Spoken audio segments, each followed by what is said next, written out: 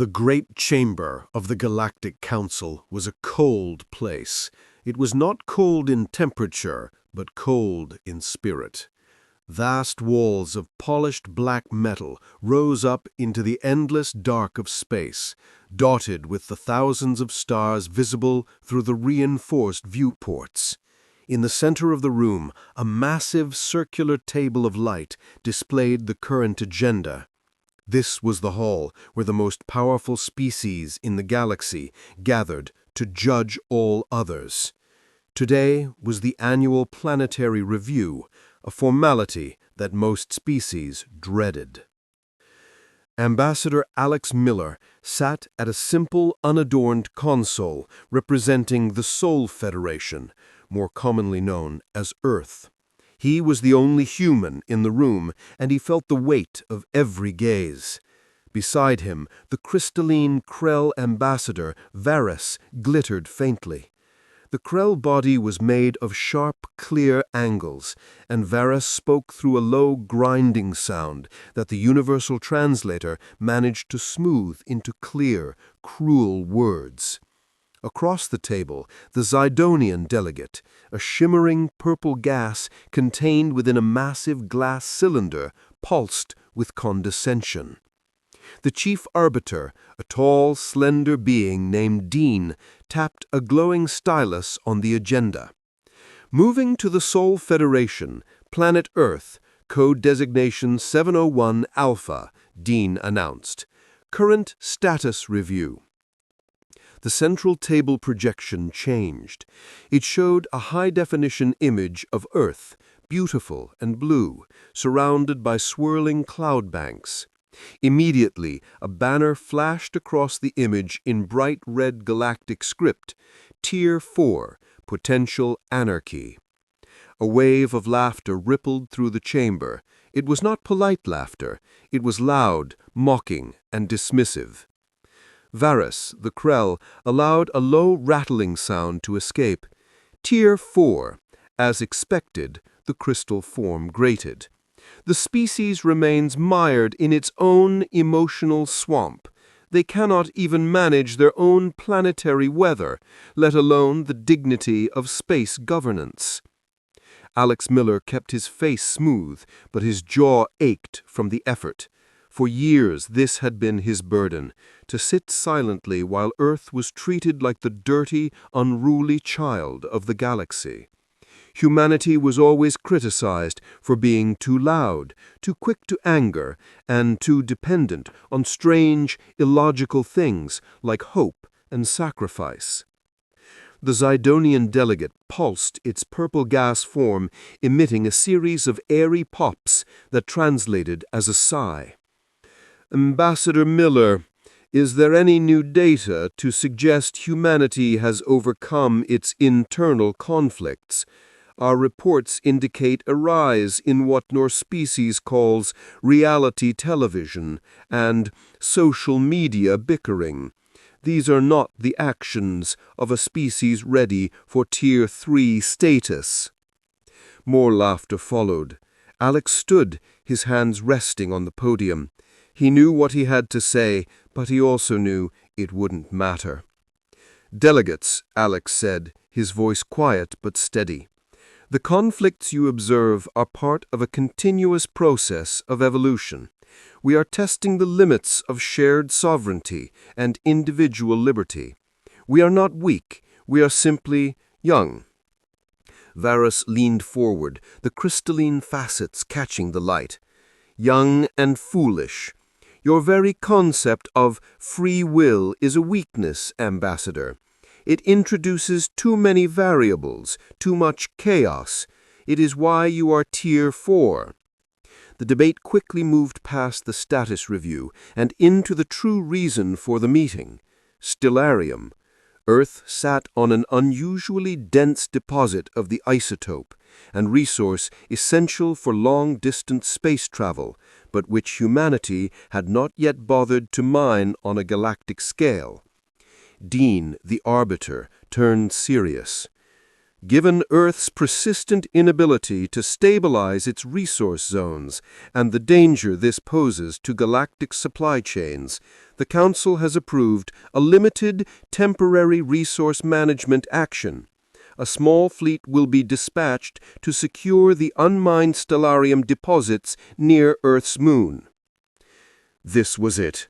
A thinly veiled, barely legal military action designed to steal Earth's future resources, confident that the volatile humans would just crumble under the pressure of a real alien fleet. Alex Miller's stomach twisted. He knew this was an invasion by a different name. He offered no protest. He simply nodded and said, "Earth acknowledges the Council's decision." But as he looked down at his compad, a single encrypted message flashed across the screen from his command on Earth. "Initiation confirmed. Project Midas, Stage 1 active. Prepare for unforeseen consequences." Alex Miller looked back at Varys, whose crystalline face was alight with smug satisfaction. The mockery in the room was a physical thing, pressing down on the human. But Alex felt a new cold resolve replace the familiar shame. They saw chaos and weakness. They did not see the quiet focus of a species pushed too far. He knew that the Council would soon learn that sometimes the most silent things are the ones that make you tremble. Titan Station was not much to look at. It was a simple, fortified ring orbiting Saturn, mostly used for resource processing and deep space refueling. It was quiet, usually just the hum of the fusion reactors and the low chatter of a few dozen technicians. Today, however, the station's control room felt like the center of a gathering storm. Commander Kelly Vance stood by the main tactical screen.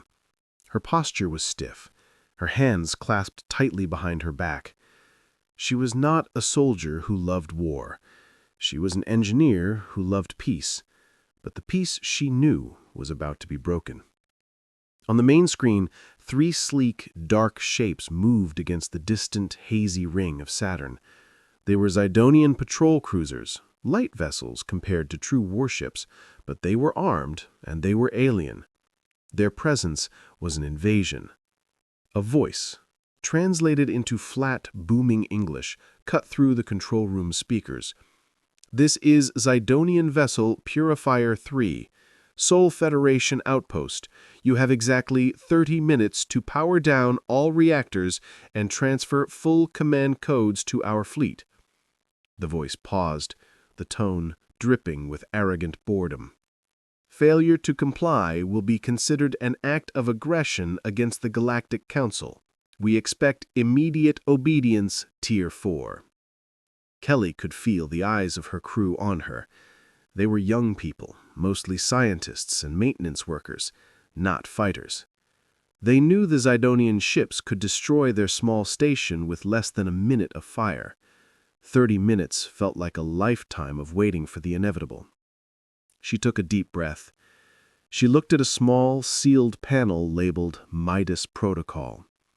For months, she had been guarding this project, a secret so closely held that she barely understood the physics behind it.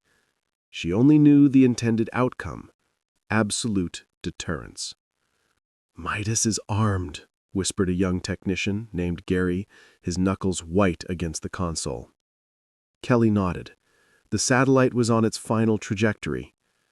Kelly walked over to the communications array. She had a message to send, not a plea, but a final statement. She looked at the flashing countdown timer, 25:12.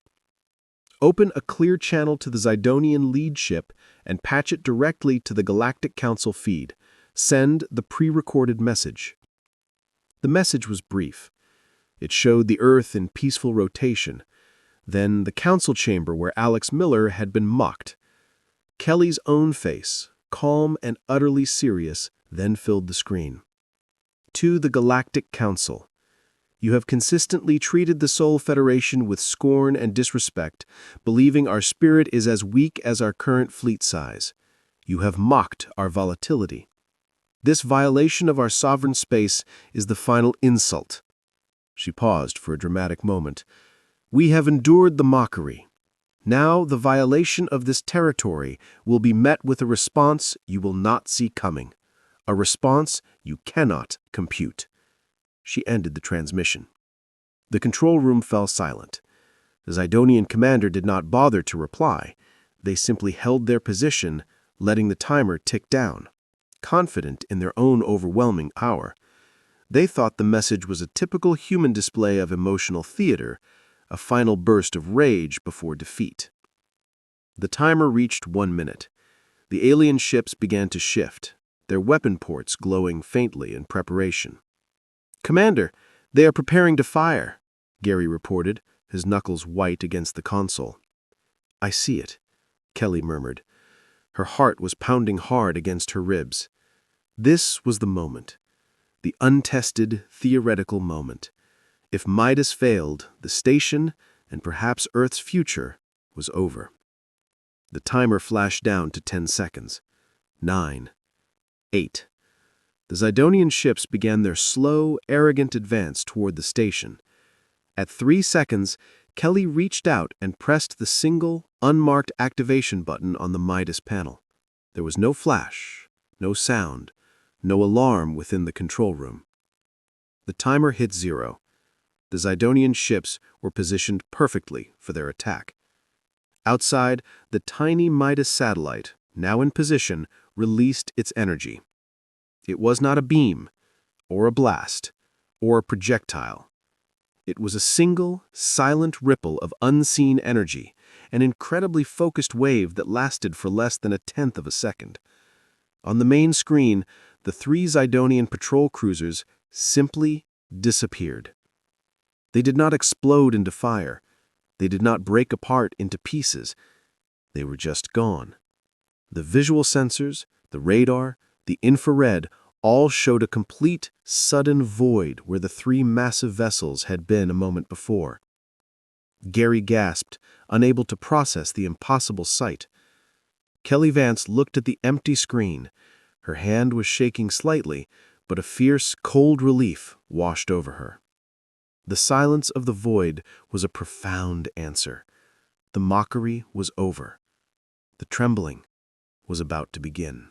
Deep within the Zidonian Fleet Control Center, Commander Laris felt a profound chill.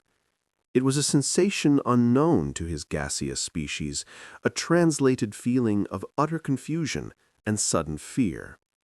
On his console, the 3 patrol cruisers that had been moments from firing on the human station were gone, not blinking out, not exploding with a bang, but simply deleted from existence. "Report.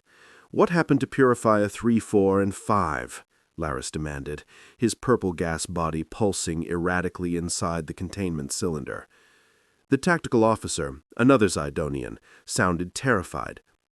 "Commander, there is nothing. No debris, no energy signature, no gravitational disturbance. Our sensors show a perfect localized void where their mass was. It is as if the space itself decided they did not belong there." The data was impossible. All known weapons, even the most powerful singularity projectors, left behind some evidence. Residual heat, gravitational echo, or at least a large cloud of debris. This was silence. This was clean erasure. The disappearance was more unsettling than any explosion could have been. The human message about a response the Council could not compute echoed in Laris's mind.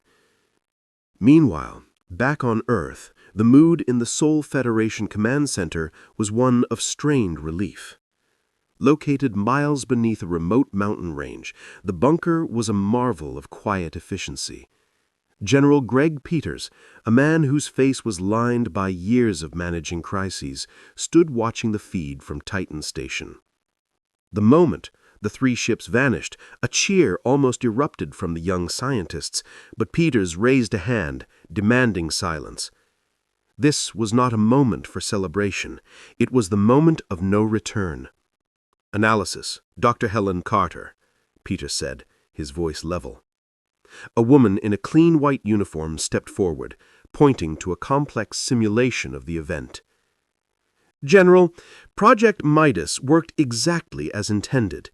It was not a weapon, but a fundamental field application. The energy ripple caused a momentary, high-intensity collapse in the local spatial fabric. The ships were not exploded, they were disassembled. Every molecule was converted into inert dust, thinly spread across a wide, non-hazardous area." Peters looked grimly satisfied.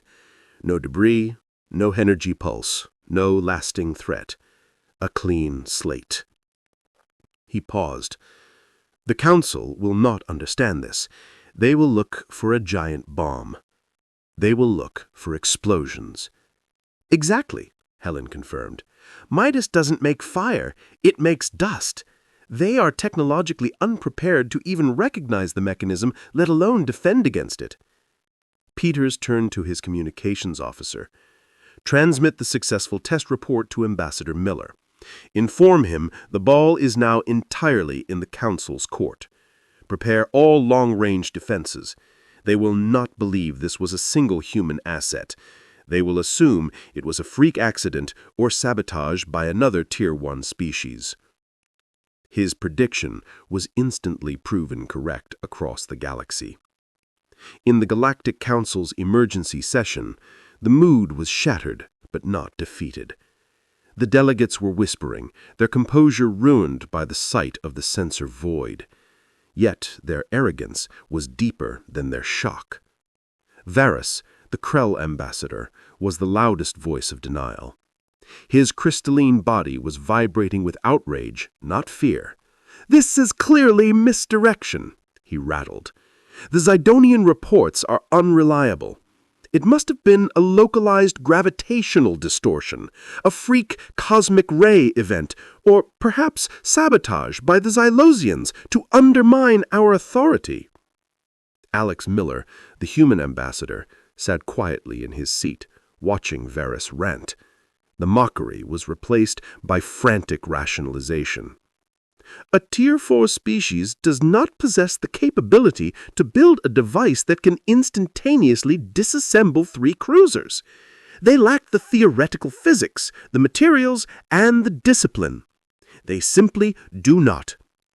Ambassador Miller, what possible explanation do you offer for this sensor error?" Alex met the ambassador's gaze calmly.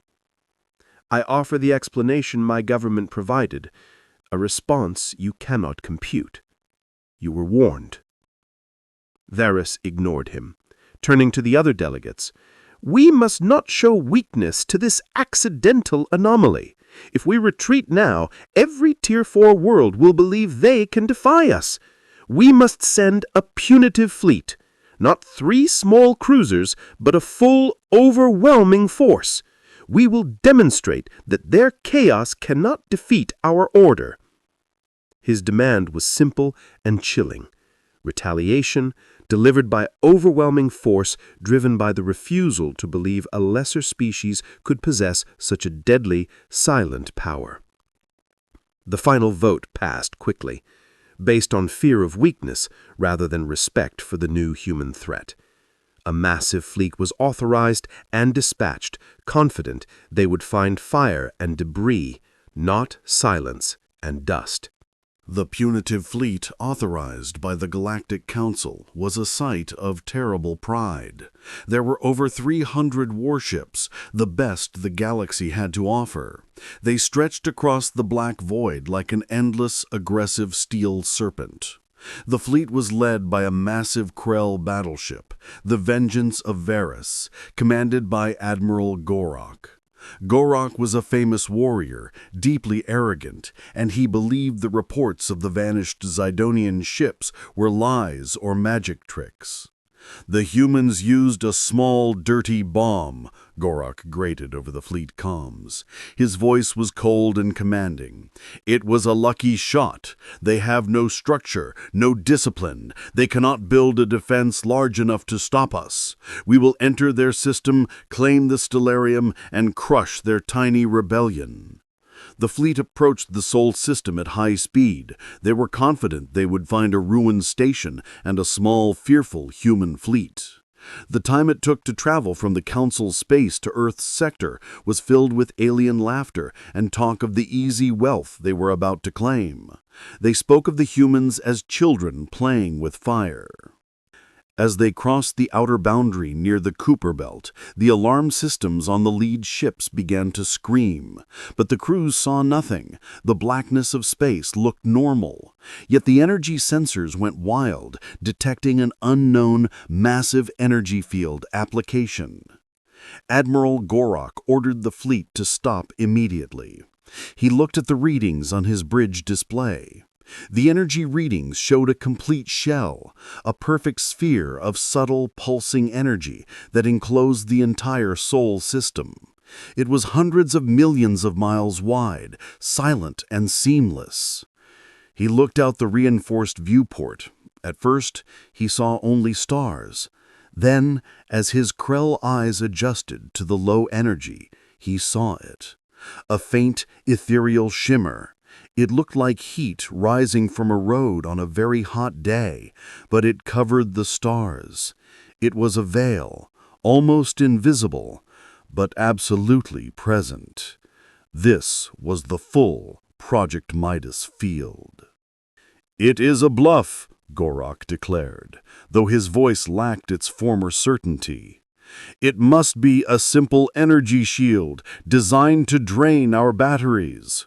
Order a scout cruiser, the Sharp Point, to approach the field slowly. I want live thermal and molecular scans."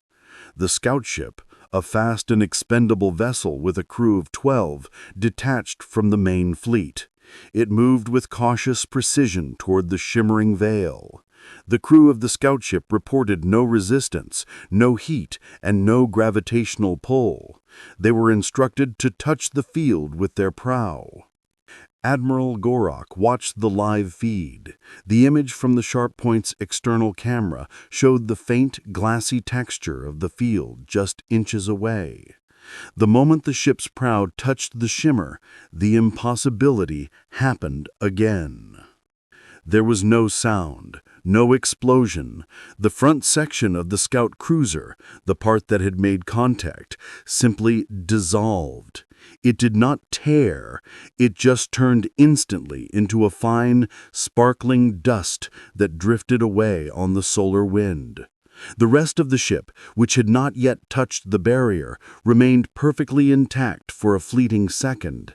Then the barrier consumed the whole ship in a wave of silent, invisible destruction. Where the Sharp Point had been, there was now only a slow, beautiful scattering of dust illuminated by the distant sun. A profound, terrifying silence fell over the bridge of the Vengeance of Varys. Every crew member, from the lowest technician to Admiral Gorok himself, saw the truth. This was not a weapon that fired. It was a wall that erased. Gorok stared at the empty space. His crystallized body began to tremble, a sign of extreme terror for his species. He had prepared for a great battle, for fire, for sacrifice. He had prepared to win. He had not prepared for this silent, complete deletion. The massive, aggressive fleet was now faced with an enemy it could not fight. They could not shoot the barrier because shooting it was pointless. They could not pass through it because passage meant instant, total death. Their great warships, their massive guns, and their arrogance were all meaningless before this simple, silent, shimmering veil. The terrifying realization spread through the entire fleet. The Tier 4 species they had mocked was not playing by the rules of war. They had created a defense that made their own existence inside their home system an absolute certainty. The galaxy had pushed them, and in return, humanity had drawn a line no one could cross. The trembling had begun. The Galactic Council chamber was colder than usual. The grand circular room felt heavy, and the air was thick with tension that was not anger, but a deep, unsettled fear. Ambassador Alex Miller walked to the podium. This time, no one laughed. No one whispered insults. They simply watched him with wide, cautious eyes. The emergency session had been called after Admiral Gorok's report. The admiral, now stripped of his command and visibly shaken, had delivered a chilling account of the fleet's defeat. He spoke of the shimmering veil, the field that made dust of metal, and the profound silent horror of watching 300 warships become completely useless. The Krell ambassador, Varys, usually the loudest voice, sat in stunned silence. His crystalline body was dull, reflecting none of the light in the room. The mockery had died on the edge of the Sol system. Alex Miller stood at the podium, not wearing the expensive, formal clothing he had worn before, but a simple, tailored, dark uniform. He looked out at the powerful alien delegates who controlled the resources and laws of the galaxy. "Delegates," Alex began, his voice calm and clear, amplified so every species could understand. "I returned to this chamber not to gloat, but to negotiate.